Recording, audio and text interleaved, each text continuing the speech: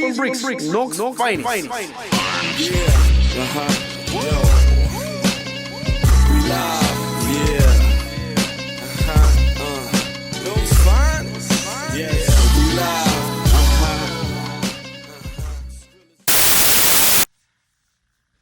Welcome to the Seventh Letter Podcast. He is I, and I am him, the letter G.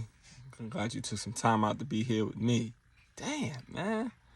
Listen, I am so sleepy. I have the tendency to eat really late, and the last year or so, it's been really taking its toll on me. So I didn't sleep well at all last night. I'm exhausted right now.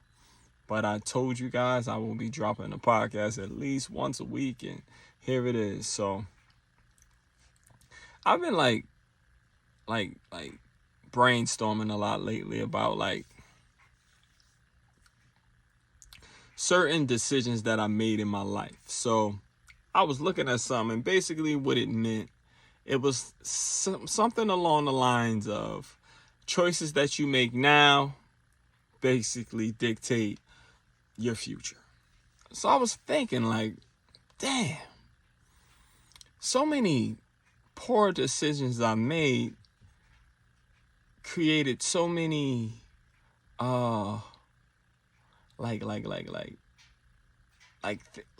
a poor decision got me a child with somebody that I can't stand. And it's not like I don't love him. I love that boy more than anything in the world. But I can't stand his mother. And I try. Truly I do. Truly I do. But she just does things to be spiteful. And it's not fair to a person like me. I was talking to my coworker. I did a podcast with this gentleman about child support and like custody of his son maybe a month or so ago.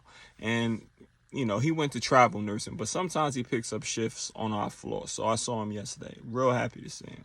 And he was talking about how his child's mother was trying to egg him on, and he didn't allow it to get to him. I swear, my son's mother is batting 1,000 with getting on my nerves because I have zero patience for her. None. Like, I don't play no games with her. I don't even entertain it. And he was like, yo, man, how do you let that bother you? Like, what is it? And I'm over here thinking, and I'm like, why does she have the ability to make me so upset? I'm not in love with her. I don't miss her. I wish I never met her in my life. Why does she make me so upset? And the reason why is because she reminds me of who I used to be. Where I think that I've outgrown certain things, but she quickly brings me back to earth. It's humbling. And sometimes I forget, you know, like where I come from and how far I've come. So dealing with that person brings me back to earth. Makes me realize like, you ain't so big, nigga.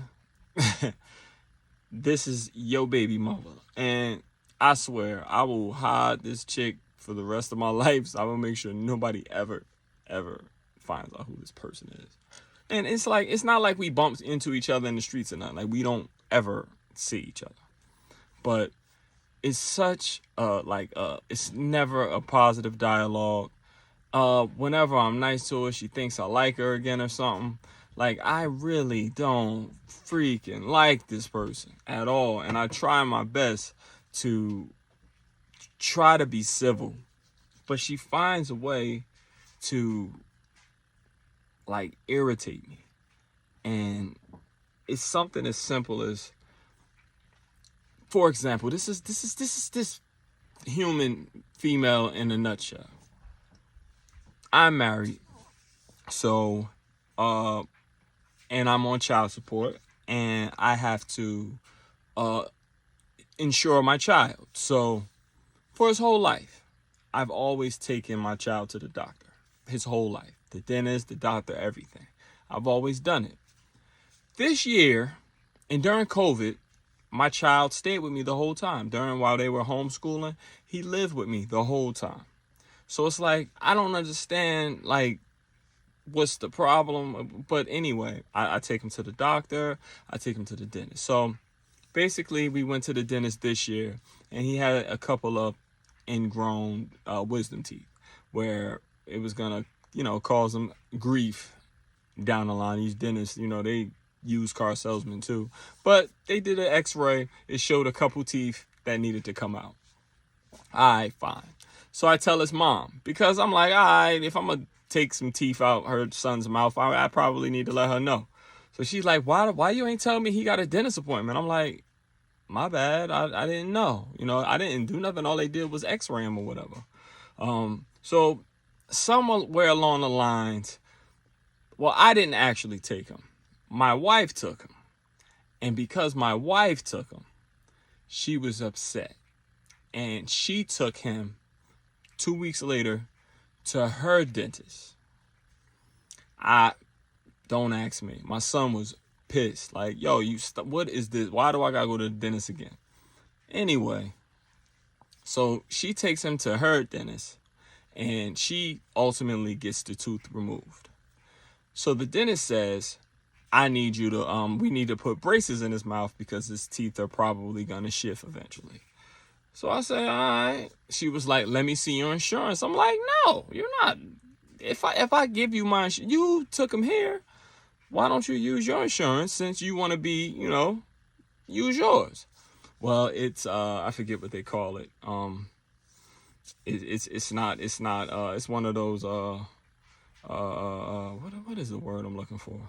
This COVID brain, y'all. I'm telling you, like, I just go into like these little blanks.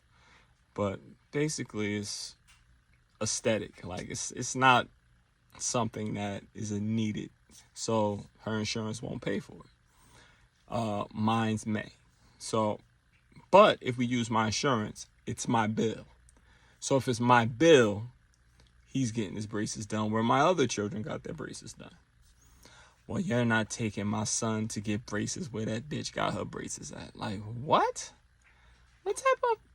So, you would rather pay than for me pick up the whole bill. If he gets it done with my insurance company, your pride, because my other children got their teeth done and my wife may have taken him to the dentist to get it done. You're willing to pay when I would pay for the whole thing if he came to where my children got their braces placed. Just because you just for sport. So this has been an ongoing battle between us for like the past 3 months. I told her, you're not getting my information. She's not a very trustworthy, she's a bothersome female in the first place. I'm not giving her my insurance information. She's the type to matter of fact, when we stopped dealing with each other, she jumped into my my phone, changed my password to my voicemail and all that. Like, she's one of them. Like, she's a nut.